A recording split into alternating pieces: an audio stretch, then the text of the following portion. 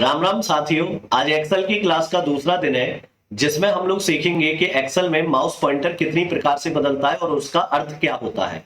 तो चलिए शुरुआत करते हैं। तो सबसे पहले कीबोर्ड में विंडो बटन के साथ आर बटन आपको प्रेस करना है। तो आपके सामने रन की एक विंडो खुलेगी जिसमें आपको एक्सेल टाइप करके एंटर बटन प्रेस करना है। तो एमएस एक्सेल ओपन होना शुरू हो जाएगा। चूंकि हम लोग नई फाइल में काम करेंगे तो हमें यहाँ ब्लैंक वर्कबुक के ऑप्शन को सेलेक्ट करना है। तो आपने इस पर क्लिक किया तो आपके सामने नई फाइल आ गई। इंट्रोडक्शन में आपको बताया था कि सबसे ऊपर वाले को बोलते हैं टाइटल बार, जो हमें ये बताता है कि आपने कौन सी फाइल ओपन कर रखी है और कौन सा सॉफ्टवेयर ओपन कर रखा है।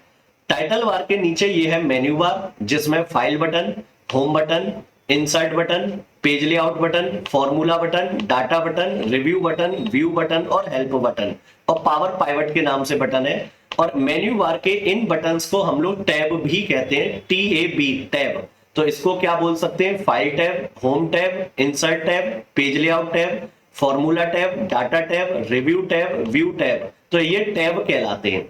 तो सबसे ऊपर टाइटल बार, उसके नीचे मेन्यू बार, मेन्यू बार के नीचे ये है रिबन।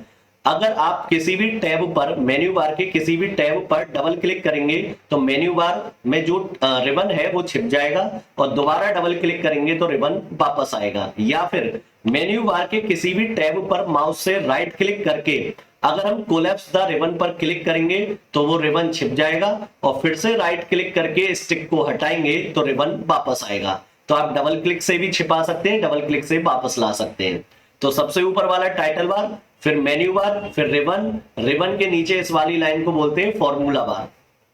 फॉर्मूला बार के नीचे ये जो पेज है इसे बोला जाता है सीट, और जिस सीट में हम लोग काम करते हैं उसे कहते हैं वर्कशीट। उसके बाद यहाँ आपको ये बता रहा है कि आपकी फाइल में कितने पेज हैं। तो आप यहाँ प्लस पर क्लिक करके भी सीट बढ़ा सकते हैं, और अगर आपको सीट हटानी है तो राइट क्लिक करके आप डिलीट करेंगे तो इस प्रकार से आप सीट को हटा भी सकते हैं।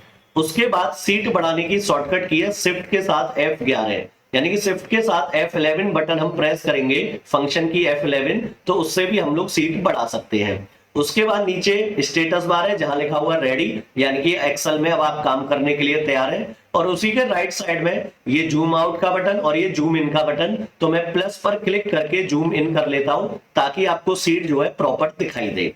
तो ये पेज क्या कहलाता है? सीट, जिसमें होते हैं कॉलम और रो। तो ये जो ABCDEF है इनको बोलते हैं कॉलम। तो जो वर्टिकल लाइन है वो कॉलम कहलाती है, और जो हॉरिजॉन्टल लाइन है 1 2 3 4 5 6 इनको बोला जाता है रो। और जब रो और कॉलम मिलते हैं तो एक बॉक्स बनता है जिसको बोलते हैं सेल।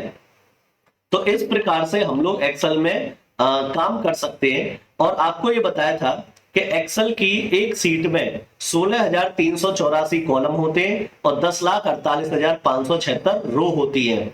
तो अगर मैं डाउन एरो की दबा के रखूं तो आप नीचे की रो में जाएंगे, और अप एरो की दबा के रखूं तो कर्सर ऊपर की रो में आएगा। लेफ्ट एरो की दबाऊं तो कर्सर लेफ्ट कॉलम में जाएगा, और राइट एरो की दबाऊं तो कर्सर राइट साइड के कॉलम में जाएगा। अगर हम डायरेक्ट लास्ट के कॉलम पे पहुंचना चाहें तो कंट्रोल के साथ राइट एरो की दबाएंगे तो सबसे लास्ट के कॉलम में आएंगे। कंट्रोल के साथ लेफ्ट एरो की दबाएंगे तो सबसे पहले कॉलम में आएंगे। कंट्रोल के साथ डाउन एरो की दबाएंगे तो सबसे लास्ट की रो में आएंगे, और कर्सर के साथ ऊपर की एरो की, टॉप एरो की, अप एरो की दबाएंगे तो सबसे ऊपर की रो में आएंगे। तो इस प्रकार से हम एक्सेल में नेविगेट कर सकते हैं एरो की मदद से। तो एरो की मदद से तो एक एक सेल खिसकेगा, और अगर आप कंट्रोल के साथ एरो की दबाएंगे तो डायरेक्ट या तो लास्ट में आएगा रो में, या पहली रो में आएगा, या लास्ट कॉलम में आएगा, या फर्स्ट रो में आएगा। तो आप एरो की मदद से काम कर सकते हैं। अब किसी भी सेल का एड्रेस ज्ञात करने के लिए आपको बताया था कि पहले हमें कॉलम का नाम पढ़ना है फिर रो का नाम। तो अब जैसे कोई भी सेल अगर डार्क दिखे तो वहां क्या है? कर्सर। अब ये कर्सर कौन से सेल में है? तो कॉलम है C और रो है 2, तो इसका एड्रेस क्या हो गया? C2। अगर मैं यहां क्लिक करूं तो अब इसका एड्रेस क्या होगा? इस सेल का एड्रेस होगा B6। अगर मैं यहां क्लिक करूं तो इसका एड्रेस क्या होगा? F2। अगर मैं यहां क्लिक करूं तो इसका एड्रेस क्या होगा? I5। क्यों? क्योंकि I तो है कॉलम और 5 क्या हो गई? रो। तो इसका एड्रेस होगा I5। यानी कि किसी भी सेल का एड्रेस ज्ञात करने के लिए पहले कॉलम का नाम देखना है फिर रो का नाम। ठीक है। और एक्सेल में काम होता कैसे है इसका एक बार डेमो रिपीट करा दे रहा हूं। मान लो किसी सेल में मैंने वैल्यू टाइप की 50, फिर उसके बाद किसी सेल में टाइप की मैंने 60 और फिर किसी सेल में मैंने लिखा 40।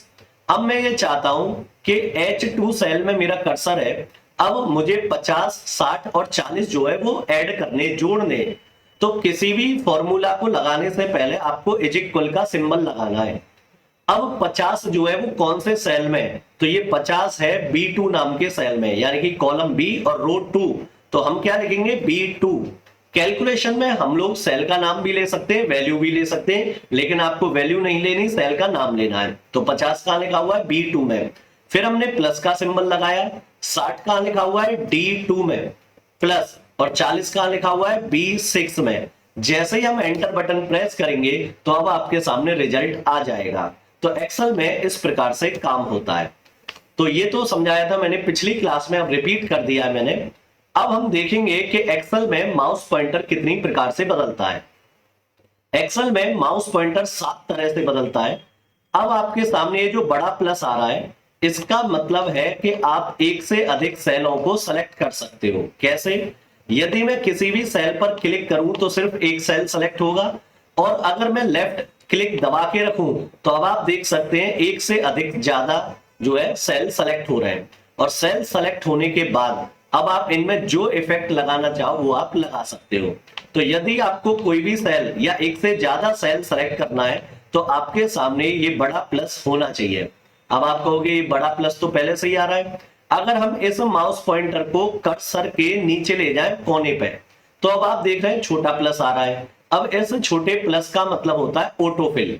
अब ऑटोफिल क्या होती है कि जैसे मान के चलिए मैंने यहां पे लिखा जनवरी शॉर्ट में, एंटर बटन प्रेस किया, मैंने माउस से जो है C2 सेल पर वापस क्लिक किया, और उसके बाद अब मैं माउस पॉइंटर को ले गया कोने पे। तो अब आप देख रहे हैं छोटा प्लस आ गया। अब मैं इसे पकड़ के ड्रैग कर दूं और आप देखेंगे तो ये प्रक्रिया कहलाती है ऑटोफिल। ऑटोफिल भी दो तरह का होता है, एक होता है कॉपी सेल, एक होता है फिल सीरीज। अगर मैं कॉपी सेल लूंगा तो सब में क्या आएगा? जनवरी, और अगर मैं फिल सीरीज लूंगा तो अगला नंबर आएगा। तो इस प्रकार से हम ऑटोफिल कर सकते हैं, पर जरूरी ना कि आप जो है डाउन की तरफ ही इसे ड्रैग करें। आप माउस पॉइंटर को पहले कोने पे लाएं तो छोटा प्लस आएगा। आप चाहें तो उसे राइट साइड में भी ड्रैग कर सकते हैं, आप चाहें तो उसे डाउन में भी ड्रैग कर सकते हैं, आप चाहें तो उसे ऊपर की ओर भी ड्रैग कर सकते हैं, और आप चाहें तो उसे लेफ्ट में भी ड्रैग कर सकते हैं। लेफ्ट में या ऊपर की ओर ड्रैग करने पे पिछला नंबर आएगा, और नीचे की तरफ या राइट साइड में ड्रैग करने पे अगला नंबर आएगा। तो अगर हम यहाँ पे लिखें जनवरी पूरा और हमने यहाँ क्लिक किया, अब माउस पॉइंटर को हम ले गए यहाँ कोने पे, तो फिर से छोटा प्लस आ गया। अब हम इसे पकड़ के खींचेंगे तो ये प्रक्रिया कहलाती है ऑटोफिल। तो ये तो हो गया जनवरी। अगर हम मान लो संडे लिखें और हमने यहाँ क्लिक किया, अब इसको पकड़ के खींचे तो संडे, मंडे, ट्यूसडे आएगा। और यदि हम संडे पूरा लिखें और क्लिक करके, यानी कि पहले आपको उसी पे जो आपने लिखा है कर्सर को उसी पे ले जाना है। ऐसे नहीं है कि आपने संडे लिख के एंटर किया, अब आप इसे ऑटोफिल करोगे थोड़ी आएगा। अगर आप ब्लैंक सेल खींचोगे तो ब्लैंक ही तो आएगा। तो हमने कर्सर को लिया संडे के ऊपर, यानी कि A4 सेल में, माउस पॉइंटर को इसके कोने पे ले गए। अब यहाँ क्लिक करके हम इसे खींचेंगे तो संडे, मंडे, ट्यूसडे, वेडनेसडे ये पूरा आएगा। तो ये प्रक्रिया कहलाती है ऑटोफिल। और एक्सेल में ऑटोफिल का बहुत काम है, जिसकी मदद से हमारे समय की बचत होती है। तो ये चीजें हम देखेंगे अभी आगे। तो ये संडे, मंडे, जनवरी, फरवरी आपको समझ में आ गया। उसके बाद अगर हम बात करें, मैं थोड़े से यहां सेल डिलीट कर लेता हूं या राइट साइड में खिसका लेता हूं। मान के चलिए मैंने यहां लिखा 1। अब मैंने माउस पॉइंटर से 1 पे क्लिक किया, उसके बाद माउस पॉइंटर को उसके कोने पे ले गया तो छोटा प्लस। अब हम माउस से इसे ड्रैग करेंगे नीचे की ओर तो सब में क्या आ रहा है? 1। इसको कहते हैं कॉपी सेल। और यदि मैं यहीं क्लिक करके फिल सीरीज कर दूं तो क्या आएगा? 1 2 3 4 5 6। तो इस प्रकार से एक्सेल काम करता है। यदि मान लो मैंने यहां लिखा 1, यहां लिखा 2, और मैंने क्या किया, ये जो बड़ा प्लस है इसकी मदद से दोनों सेलों को सेलेक्ट कर लिया ऐसे। अब एक्सेल क्या करता है, जितने सेल आपने सेलेक्ट किए उनका डिफरेंस निकालता है। तो इन दोनों का डिफरेंस क्या है? 1। अब मैं इसे ड्रैग करूंगा तो 1 1 के डिफरेंस पे वैल्यू आएगी। जैसे अगर मैंने लिखा यहाँ 2, यहां लिखा 4, अब मैंने 2 और 4 को क्या किया? सेलेक्ट।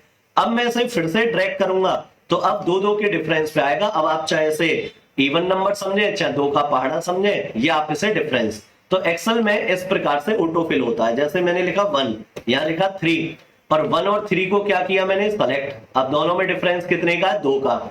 अब मैं माउस पॉइंटर को इसके कोने पे ले जाऊंगा और पकड़ के खींचूंगा तो 2 के डिफरेंस पे वैल्यू आएगी। तो इस प्रकार से एक्सेल में ऑटोफिल का काम होता है। यानी कि अगर आप किसी भी सेल पर क्लिक करोगे तो बड़ा प्लस आएगा, जिसकी मदद से आप सेलों को सेलेक्ट कर सकते हो, और सेलेक्ट करने के बाद आपको जो इफेक्ट लगाना है वो इफेक्ट आप लगा सकते हो उतने सेल में। यदि आप माउस पॉइंटर को उस कर्सर के कोने पे लाओगे तो छोटा प्लस आएगा, जिसकी मदद से आप उसे ऑटोफिल कर सकते हो।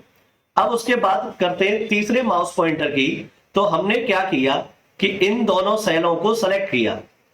अब हमने माउस पॉइंटर उस सेल जो सेलेक्ट किए उनके बॉर्डर पे ले जाए तो अब आप देखें 4 साइड एरो आ रहा है, जिसका अर्थ है कि अब आप इसे क्लिक करके एक जगह से दूसरी जगह मूव करा सकते हैं।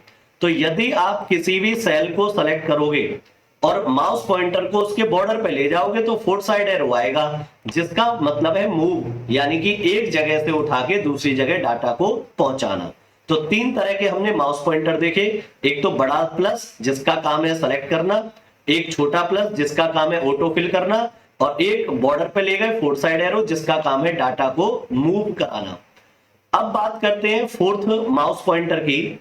अब आप यहां गौर से देखें A7 सेल में क्या लिखा हुआ है, वेडनेसडे, जिसमें आप देखें A और Y दूसरे सेल के ऊपर जा रहे हैं।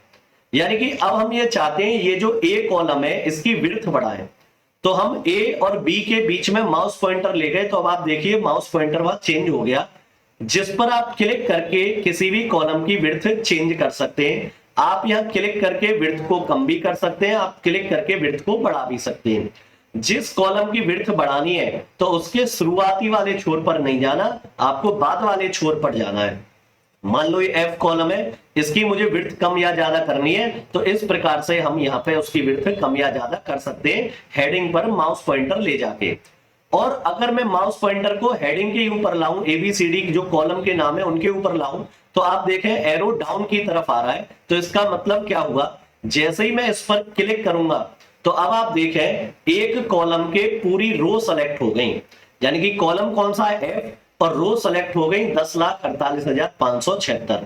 अगर मैं E पर क्लिक करूं तो E कॉलम सेलेक्ट होगा, D पर क्लिक करूं तो D, और अगर मैं C D E F mouse click दबा के रखूं तो एक साथ आप कई कॉलम को सेलेक्ट कर सकते हो।